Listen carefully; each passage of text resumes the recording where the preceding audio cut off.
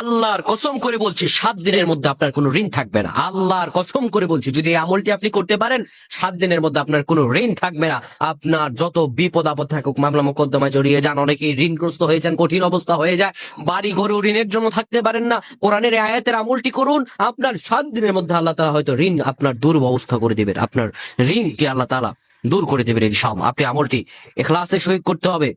প্রিয় বন্ধুগণ আমার, আল্লাহ রাব্বুল আলামিন পবিত্র কোরআনুল কারীমে আমাদেরকে এমন কিছু দোয়া শিক্ষা দিয়েছেন, যে দোয়াগুলো কোনো মানুষ যদি ঠিকভাবে আদায় করতে পারে আর আল্লাহ তাআলার কাছে চাইতে পারে, রব্বুল আলামিন বলেন, বান্দারে উদউনি, আমার কাছে যাও, আমি তোমারে দিয়ে দিব, ইস্তাজিব লাকুম, আমি তোমাদেরকে দিয়ে দিব, যা চাইবা চাইতে দেরি হবে, কিন্তু আমি রব্বুল আলামিন তোমাকে দিতে দেরি করব না।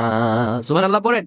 প্রিয় বন্ধুগণ আমার, আপনি যদি চাইতে পারেন আল্লাহ রাব্বুল আলামিনের কাছে হৃদয়ের ভালোবাসা দিয়ে আল্লাহ তাআলা আপনাকে দিয়ে দিবেন।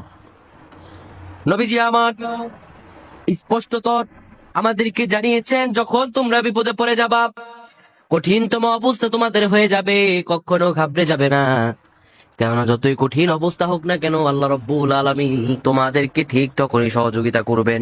যত কঠিন অবস্থা আপনার হোক না কেন, আপনি যদি সেই কঠিন অবস্থায় আল্লাহ রাব্বুল আলামিনকে ডাক দেন, রব্বুল আলামিন বলেন, আমার কাছে বান্দা চাইতে দেরি হবে, কিন্তু আমি দিতে দেরি করব না। তো ঋণ থেকে মুক্তি হওয়ার অনেক অনেক আমল আমরা পেয়েছি, অনেক দোয়া আমরা পেয়েছি, কিন্তু আজকে আপনাদেরকে আমি একটা আয়াত শিখাবো।